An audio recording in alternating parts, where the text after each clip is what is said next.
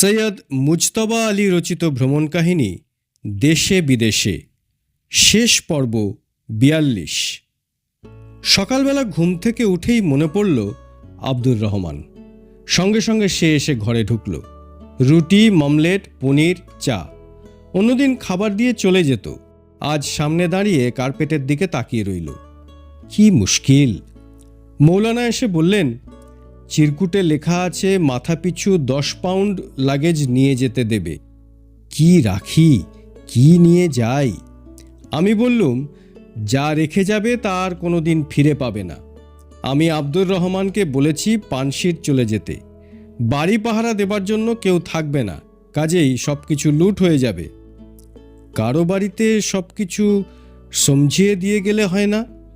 আমি বললুম, এ পরিস্থিতিটা একদিন হতে পারে জেনে আমি ভিতরে ভিতরে খবর নিয়েছিলুম। শুনলুম যখন চতুর্দিকে লুঠতরাজের ভয়, তখন কাউকে মালের জিম্মেদারি নিতে অনুরোধ করা এদেশের রেওয়াজ নয়। কারণ কেউ যদি জিম্মেদারি নিতে রাজিও হয়, তখন তার বাড়িতে ডবল মালের আশায় লুটের ডবল সম্ভাবনা। মালপত্র যখন সদর রাস্তা দিয়ে যাবে, তখন ডাকাতেরা বেশ করে চিনে নেবে মালগুলো কোন বাড়িতে গিয়ে উঠল।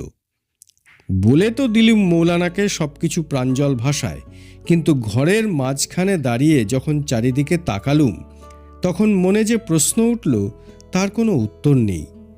নিয়ে যাব কি আর রেখে যাব কি? ওই তো আমার ২ ভলিউম রাশিয়ান অভিধান। ওরা এসেছে মস্কো থেকে ট্রেনে করে তাশখান্ত, সেখান থেকে মোটরে করে আমুদারিয়া, তারপর খেয়া পেরিয়ে খচ্চরের পিঠে চেপে সমস্ত উত্তর আফগানিস্তান পিছনে ফেলে হিন্দুকুশের চড়াই ওতরাই ভেঙে এসে পৌঁছেছে কাবুল।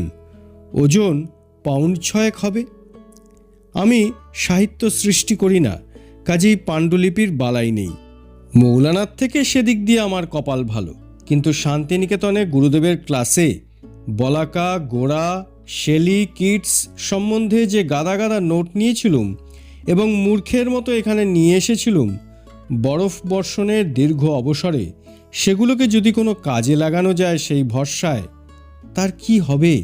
ওজন তো কিছু কম নয়। আর সব অভিধান, ব্যাকরণ, মিনুদির দেওয়া পুরবী, বিনোদের দেওয়া ছবি, বন্ধু বান্ধবের ফটোগ্রাফ, আর এক বন্ধুর জন্য কাবুলে কেনা ২খানা বোখারা কার্পেট। ওজন ৩ লাশ। কাপড় চোপড়, দেরেশি পাগল কাবুলের লৌকিকতা রক্ষার জন্য স্মোকিং টেল, মর্নিং স্যুট, যেগুলো কাবুলের সরকারি ভাষায় বজুর দেরেশি। এগুলোর জন্য আমার সিকি পয়সার দরদ নেই, কিন্তু যদি জার্মানি যাবার সুযোগ ঘটে, তবে আবার নতুন করে বানাবার পয়সা পাবো কোথায়? ভুলেই গিয়েছিলুম একজোড়া চীনা ভাজ, পাতিনেবুর মতো রং, আর চোখ বন্ধ করে হাত বুলোলে মনে হয় যেন পাতিনেবুরই গায়ে হাত বুলোচ্ছি। একটু জোরে চাপ দিলে বুঝি নখ ভেতরে ঢুকে যাবে। কত ছোটোখাটো টুকিটাকি জিনিস, পৃথিবীর আর কারো কাছে এদের কোনো দাম নেই, কিন্তু আমার কাছে এদের প্রত্যেকটি আলাদিনের প্রদীপ। সক্রেটিসকে একদিন তার শিষ্যের পাল শহরের সবচেয়ে সেরা দোকান দেখাতে নিয়ে গিয়েছিল। সে দোকানে দুনিয়ার যত সব দামি দামি প্রয়োজনীয় অপ্রয়োজনীয় জিনিস, অদ্ভুত অদ্ভুত বিলাস সম্ভার, মিশর ব্যাবিলনের কলা নিদর্শন, প্যাপিরাসের বান্ডিল, অ্যালকেমির সরঞ্জাম সব কিছুই ছিল। সক্রেটিসের চোখের পলক পড়ে না। এটা দেখছেন, সেটা নাড়ছেন, আর চোখ দুটো ছানা বড়ার সাইজ পেরিয়ে শেষটায় সসারের আকার ধারণ করেছে। শিষ্যেরা মহাখুশি। গুরু যে এত কৃচ্ছ সাধন এবং ত্যাগের উপদেশ কপচান, সে শুধু কোনো সত্যিকার ভালো জিনিস দেখেননি বলে। এইবার দেখা যাক গুরু কি বলেন। স্বয়ং প্লাতো গুরুর বিহ্বল ভাব দেখে অস্বস্তি অনুভব করছেন। দেখা শেষ হলে সক্রেটিস করুণ কণ্ঠে বললেন, হায় হায়, দুনিয়া কত চিত্র বিচিত্র জিনিসে ভর্তি, যার একটারও আমার প্রয়োজন নেই। আমার ঘরের মাঝখানে দাঁড়িয়ে আমি হৃদয়ঙ্গম করলুম, সক্রেটিসে আর আমাতে মাত্র একটি সামান্য তফাৎ। এ ঘরের প্রত্যেকটি জিনিসেরই আমার প্রয়োজন, ব্যাস ওই একটি মাত্র পার্থক্য। ডার্বি জিতেছে ৫, ৩, ৭, ৮, ৬ নম্বরের টিকিট। আমি কিনেছিলুম 5378 নম্বরের টিকিট। তফাৎটা এমন কি হলো? মুসলমানের ছেলে, নিমতলা যাব না, যাব একদিন গোবরা, অবশ্য যদি এই কাবুলি গর্দিশ কাটিয়ে উঠতে পারি। সেদিন কিছু সঙ্গে নিয়ে যাব না, সে কথাও জানি, কিন্তু তারই জন্য কি আজ সব কিছু কাবুলে ফেলে দেশে যেতে হবে? মক্স করলে সব জিনিসই রপ্ত হয়, এই কি ক্ষুধাতালের মতলব? হ্যাঁ, কুষ্টিয়ার লালন ফকির বলেছেন, মরার আগে মোলে সমন জ্বালা ঘুচে যায়, জানগে সে মরা কেমন, মুর্শিদ ধরে জানতে হয়।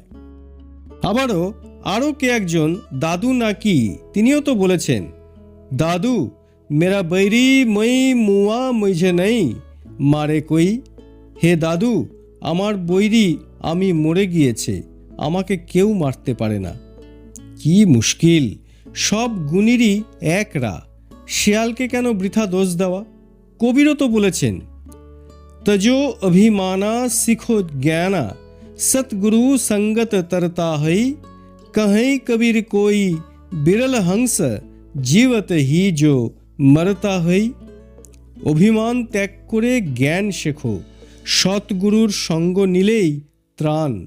কবির বলেন, জীবনেই মৃত্যুকে লাভ করেছেন সেরকম হংস সাধক বিরল। কিন্তু কবিরের বচনে বাচাওতা রয়ে গিয়েছে। গোবরার গোরস্থানে যাবার পূর্বেই মৃতের ন্যায় সব কিছুর মায়া কাটাতে পারেন এমন পরমহংস যখন বিরল, তখন সে কষ্ট করার দায় তো আমার উপর নয়।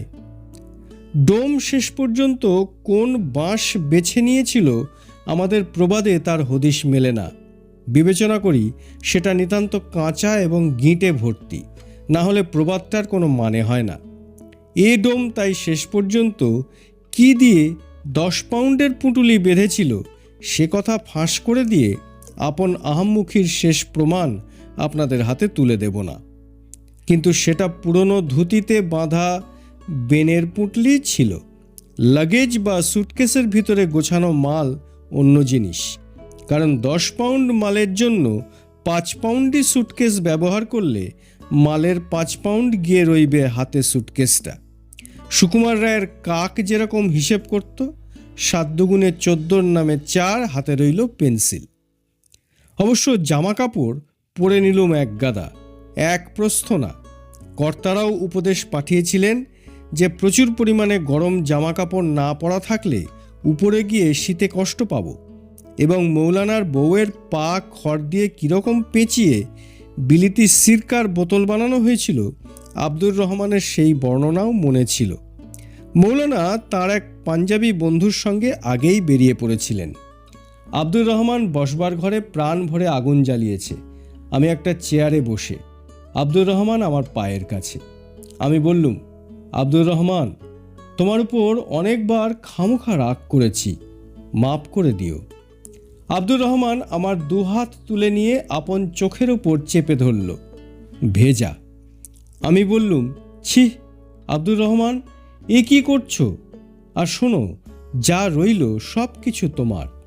আমি জানি আমার পাঠক মাত্রই অবিশ্বাসের হাসি হাসবেন, কিন্তু তবু আমি জোর করে বলবো। আব্দুর রহমান আমার দিকে এমনভাবে তাকালো যে তার চোখে আমি স্পষ্ট দেখতে পেলুম লেখা রয়েছে, যে না হাং নামৃতা শ্যাং কিমাহাং তে না কুরিয়াত। রাস্তা দিয়ে চলেছি, পিছনে পুঁটলি হাতে আব্দুর রহমান। 2-1বার তার সঙ্গে কথা বলবার চেষ্টা করলুম, দেখলুম সে চুপ করে থাকাটাই পছন্দ করছে।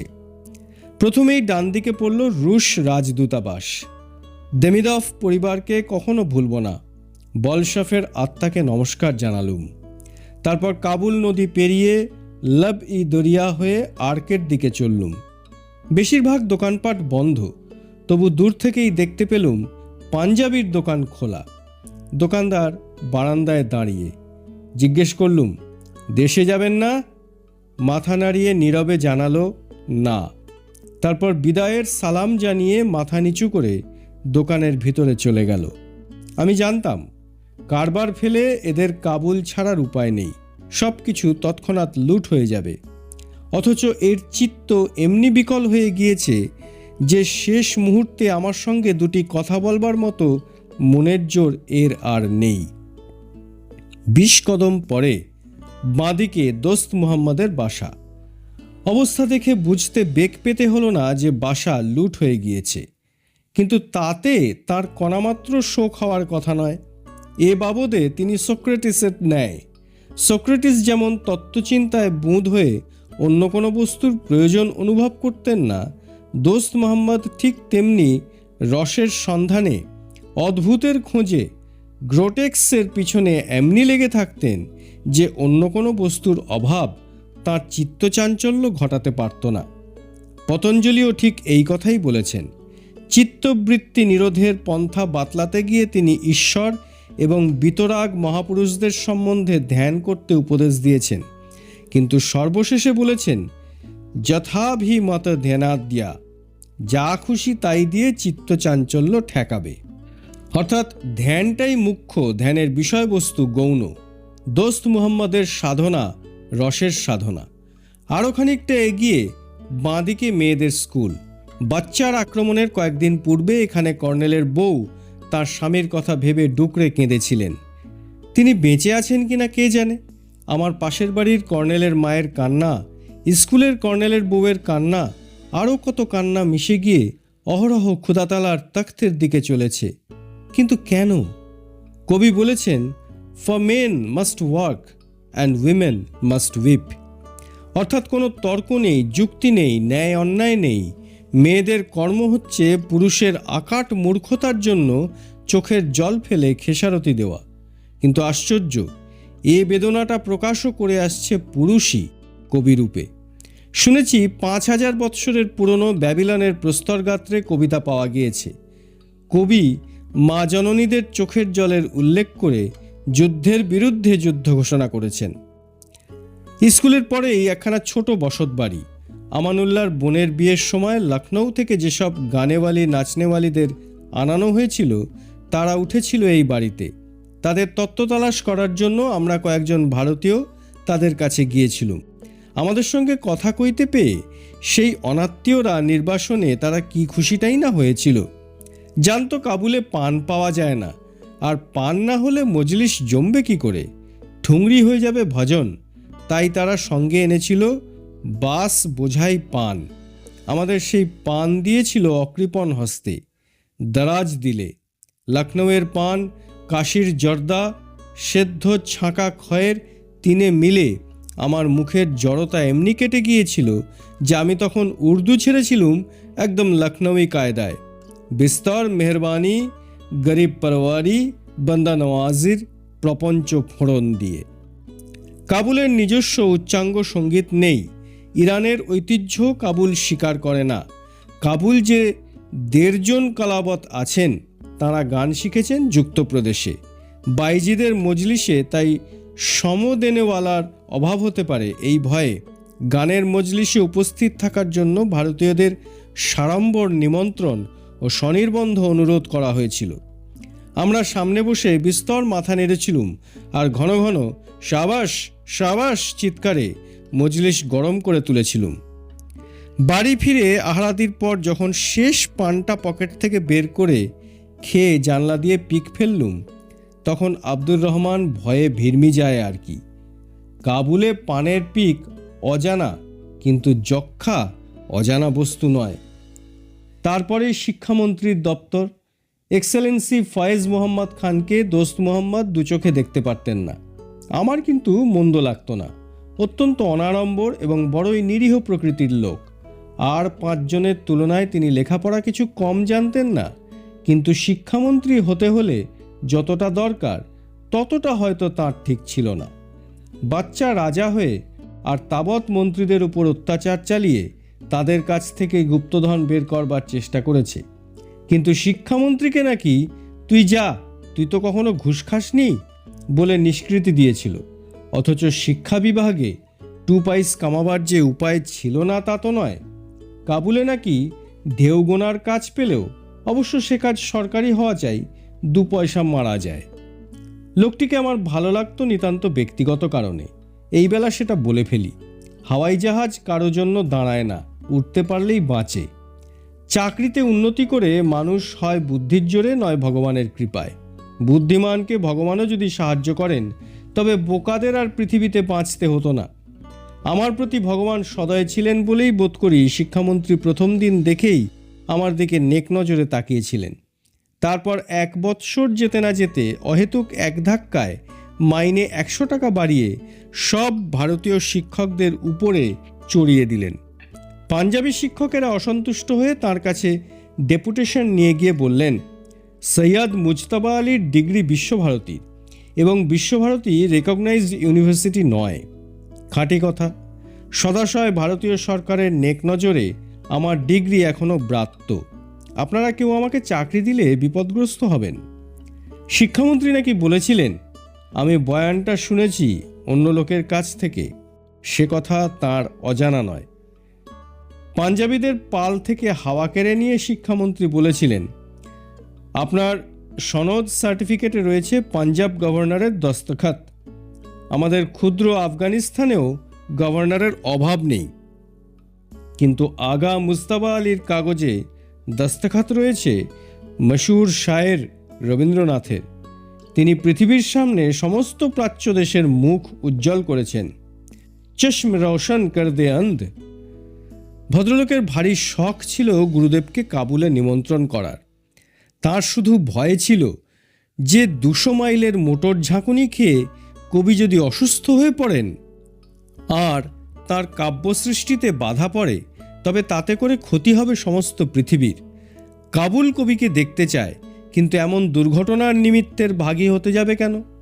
আমি সাহস দিয়ে বলতুম, কবি 6 ফুট 3 ইঞ্চি উঁচু, তার দেহ সুগঠিত এবং হাড়ও মজবুত।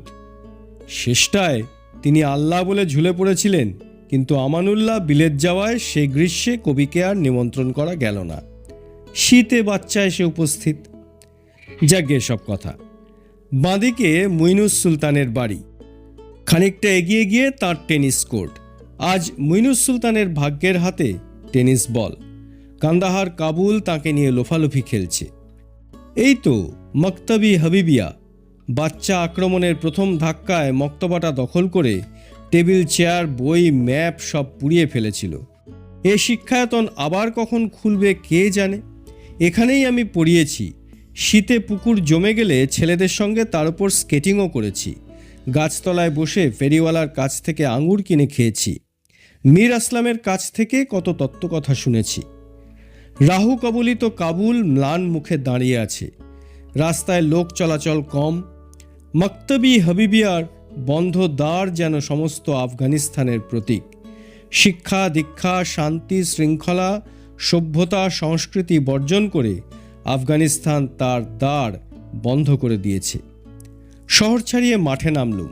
হাওয়াই জাহাজের ঘাঁটি আর বেশি দূর নয়। পিছন ফিরে আরেকবার কাবুলের দিকে তাকালুম। এই নিরস নিরানন্দ বিপদসংকুল পুরী ত্যাগ করতে কোনো সুস্থ মানুষের মনে কষ্ট হওয়ার কথা নয়, কিন্তু বোধহয় এইসব কারণেই যে কয়টি লোকের সঙ্গে আমার হৃদ্যতা জন্মেছিল তাদের প্রত্যেককে অসাধারণ আত্মজন বলে মনে হতে লাগলো। এদের প্রত্যেকেই আমার হৃদয় এতটা দখল করে বসে আছেন যে এদের সকলকে একসঙ্গে ত্যাগ করতে গিয়ে মনে হলো যেন কেউ আমার সত্তাকে দ্বিখণ্ডিত করে ফেলেছে। ফরাসিতে বলে, পতির সে তুজুর তাঁ পমুরির। প্রত্যেক বিদায় গ্রহণে রয়েছে খণ্ড মৃত্যু। হাওয়াই জাহাজ এলো। আমাদের বুঁচকিগুলো সাড়ম্বর ওজন করা হলো। কারো পোটলা 10 পাউন্ডের বেশি হয়ে যাওয়ায় তাদের মস্তকে বজ্রাঘাত। অনেক ভেবেচিন্তে যে কয়টি সামান্য জিনিস নিয়ে মানুষ দেশত্যাগী হচ্ছে, তার থেকে ফের জিনিস কমানো যে কত কঠিন সেটা সামনে দাঁড়িয়ে না দেখলে অনুমান করা অসম্ভব। একজন তো হাউমাউ করে কেঁদেই ফেললেন। ডোম যে কানা হয় শেষ প্রমাণও তার বিমান ঘাঁটিতে পেলুম। এইটুকু ওজনের ভিতর আবার এক গুণী একখানা আয়না এনেছেন। লোকটির চেহারার দিকে ভালো করে তাকিয়ে দেখলুম, কই তেমন কিছু খাবসুরত অ্যাপোলো তো নন।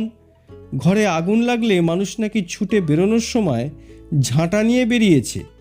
এ কথা তাহলে মিথ্যে নয়। ওরে আব্দুর রহমান, তুই এটা এনেছিস কেন? 10 পাউন্ডের পুঁটুলিটা এনেছে ঠিক, কিন্তু বাঁ হাতে আবার আমার টেনিস র্যাকেটখানা কেন? আব্দুর রহমান কি একটা বিড়বিড় করলো। বুঝলুম সে ওই র্যাকেটখানাকেই আমার সবচেয়ে মূল্যবান সম্পত্তি বলে ধরে নিয়েছিল। তার কারণ ও জিনিসটা আমি তাকে কখনো ছুঁতে দিতুম না। আব্দুর রহমান আমাদের দেশের ড্রাইভারদের মতো। তার বিশ্বাস স্ক্রু মাত্রই এমনভাবে টাইট করতে হয় যে সেটা যেন আর কখনো খোলা না যায়। অপটিমাম শব্দটা আমি আব্দুর রহমানকে বোঝাতে না পেরে শেষটায় কড়া হুকুম দিয়েছিলুম, র্যাকেটটা প্রেসে বাঁধা দূরে থাক, সে যেন ওটার ছায়াও না মারায়। আব্দুর রহমান তাই ভেবেছে সাহেব নিশ্চয়ই এটা সঙ্গে নিয়ে হিন্দুস্থানে যাবে। দেখি স্যার ফ্রান্সিস নিতান্ত সামনে, বয়সে বড়, তাই একটা ছোটা নোট করলুম। সাহেব এগিয়ে এসে হাত বাড়িয়ে দিয়ে বললেন, good morning, I wish you a good journey. আমি ধন্যবাদ জানালুম। সাহেব বললেন, ভারতীয়দের সাহায্য করবার জন্য আমি সাধ্যমতো চেষ্টা করেছি। প্রয়োজন হলে আশা করি ভারতবর্ষের সে কথাটি আপনি বলবেন। আমি বললুম, আমি নিশ্চয়ই সব কথা বলবো। সাহেব ভোঁতা না ঘোড়েল ডিপ্লোম্যাট ঠিক বুঝতে পারলুম না। বিদায় নেবার সময় আফগানিস্তানে যে চলে যাচ্ছে সে বলে, ওয়া আমানে খুদা, তোমাকে খোদার আমানতে রাখলুম। যে যাচ্ছে না সে বলে, ওয়া খুদা সপুরদমত, তোমাকে খোদার হাতে সোপর্দ করলুম। আব্দুর রহমান আমার হাতে চুমো খেল। আমি বললুম, বা আমানে খুদা আব্দুর রহমান। আব্দুর রহমান মন্ত্রোচ্চারণের মতো একটানা বলে যেতে লাগলো, ওয়া খুদা সপুরদমত সাহেব, ওয়া খুদা সপুরদমত সাহেব। হঠাৎ শুনি স্যার ফ্রান্সিস বলছেন, এ দুর্দিনে যে টেনিস র্যাকেট সঙ্গে নিয়ে যেতে চায় সে নিশ্চয়ই পাকা স্পোর্টসম্যান। লিগেশনের এক কর্মচারী বললেন, ওটা 10 পাউন্ডের বাইরে পড়েছে বলে ফেলে দেওয়া হয়েছে। সাহেব বললেন, ওটা প্লেনে তুলে দাও। ওই একটা গুণ না থাকলে ইংরেজকে কাকচিলে তুলে নিয়ে যেত। আব্দুর রহমান এবার চেঁচিয়ে বলছে, ওয়া খুদা সপুরদমত সাহেব, ওয়া খুদা সপুরদমত। প্রোপেলার ভীষণ শব্দ করছে। আব্দুর রহমান তারস্বরে চিৎকার করছে, প্লেনের ভিতর থেকে শুনতে পাচ্ছি। হাওয়াই জাহাজ জিনিসটাকে আব্দুর রহমান বড্ড ডরায়, তাই খোদা তালার কাছে সে বারবার নিবেদন করছে যে আমাকে সে তাঁরই হাতে সঁপে দিয়েছে। প্লেন চলতে আরম্ভ করেছে। শেষ শব্দ শুনতে পেলুম, সপুরদমত। আফগানিস্তানে আমার প্রথম পরিচয়ের আফগান আব্দুর রহমান। শেষ দিনে সেই আব্দুর রহমান আমায় বিদায় দিল।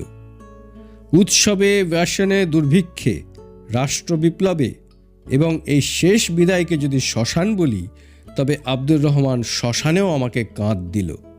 স্বয়ং চাণক্য যে কটা পরীক্ষার উল্লেখ করে আপন নির্ঘণ্ট শেষ করেছেন, আব্দুর রহমান সব কটাই উত্তীর্ণ হলো। তাকে বান্ধব বলবো না তো কাকে বান্ধব বলবো? বন্ধু আব্দুর রহমান, জগৎবন্ধু তোমার কল্যাণ করুন। মৌলানা বললেন, জানলা দিয়ে বাইরে তাকাও বলে আপন সিটটা আমায় ছেড়ে দিলেন। তাকিয়ে দেখি দিক দিগন্ত বিস্তৃত শুভ্র বরফ, আর এয়ারফিল্ডের মাঝখানে আব্দুর রহমানই হবে, তার পাগড়ির ন্যাজ মাথার উপর তুলে দুলিয়ে দুলিয়ে আমাকে বিদায় জানাচ্ছে। বহুদিন ধরে সাবান ছিল না বলে আব্দুর রহমানের পাগড়ি ময়লা, কিন্তু আমার মনে হলো চতুর্দিকের বরফের চেয়ে শুভ্রতর আব্দুর রহমানের পাগড়ি, আর শুভ্রতম আব্দুর রহমানের হৃদয়। পরিশিষ্ট। আমানুল্লাহ হৃতসিংহাসন উদ্ধার না করতে পেরে আফগানিস্তান ত্যাগ করতে বাধ্য হন। ইতালির রাজা তাকে স্বরাজ্যে আশ্রয় দেন।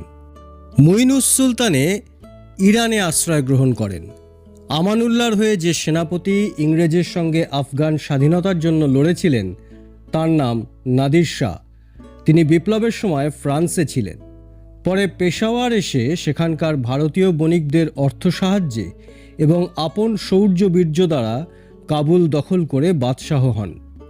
বাচ্চাকে সঙ্গীন দিয়ে মারা হয়, পরে ফাঁসি কাঠে ঝোলানো হয়। এসব আমি খবরের কাগজে পড়েছি। দেশে এসে জানতে পারলুম আমার আত্মীয় কেন্দ্রীয় পরিষদের সদস্য মরহুম মৌলভী আব্দুল মতিন চৌধুরীর উষ্মা দর্শনে ভারত সরকার স্যার ফ্রান্সিসকে আদেশ বা অনুরোধ করেন আমাকে দেশে পাঠাবার বন্দোবস্ত করে দেবার জন্য। আমি কাবুল ছাড়ার কয়েকদিন পরেই ব্রিটিশ লিগেশন বহু অসহায় ভারতীয়কে কাবুলে ফেলে ভারতবর্ষে চলে আসেন। এই বীরত্বের জন্য ফ্রান্সিস অল্পদিন পরেই খেতাব ও প্রমোশন পেয়ে ইরাকে বদলি হন। মৌলানা জিয়াউদ্দিন ভারতবর্ষে ফিরে শান্তিনিকেতনে অধ্যাপকের কর্মগ্রহণ করেন।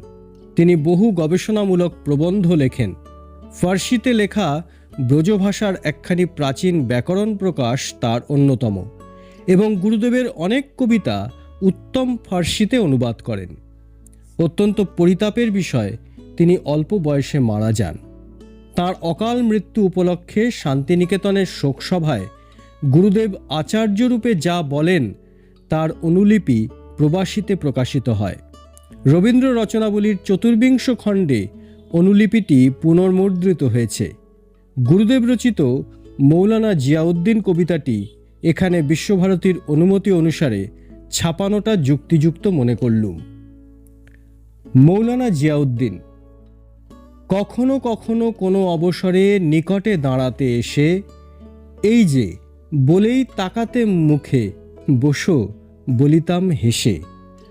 দু চারটে হতো সামান্য কথা, ঘরের প্রশ্ন কিছু, গভীর হৃদয় নীরবে রহিত হাসি তামাশার পিছু। কত সে গভীর প্রেম সুনিবিড়, অকথিত কত বাণী, চিরকাল তরে গিয়েছ যখন, আজিকে সে কথা জানি। প্রতি দিবসের তুচ্ছ খেয়ালে সামান্য যাওয়া আসা, সেটুকু হারালে কতখানি যায় খুঁজে নাহি পাই ভাষা।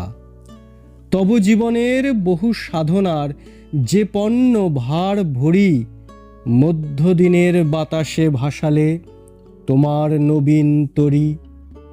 যেমনই তা হোক মনে জানি তার এতটা মূল্য নাই, যার বিনিময়ে পাবে তব স্মৃতি আপন নিত্য ঠাঁই। সেই কথা সরি বারবার আজ লাগে ধিক্কার প্রাণে, অজানা জনের পরম মূল্য নাই কি গো কোনোখানে। এ অবহেলার বেদনা বোঝাতে কোথা হতে খুঁজে আনি, ছুরির আঘাত যেমন সহজ তেমন সহজ বাণী। কারো কবিত্ব, কারো বীরত্ব, কারো অর্থের খ্যাতি, কেহ বা প্রজার সুহৃদ সহায়, কেহ বা রাজার জ্ঞাতি। তুমি আপনার বন্ধু জনেরে মাধুর্যে দিতে সাড়া, ফুরাতে ফুরাতে রবে তবু যাহা সকল খ্যাতির বাড়া। ভরা আষাঢ়ের যে মালতীগুলি আনন্দ মহিমায়, আপনার দান নিঃশেষ করি ধুলায় মিলায়ে যায়।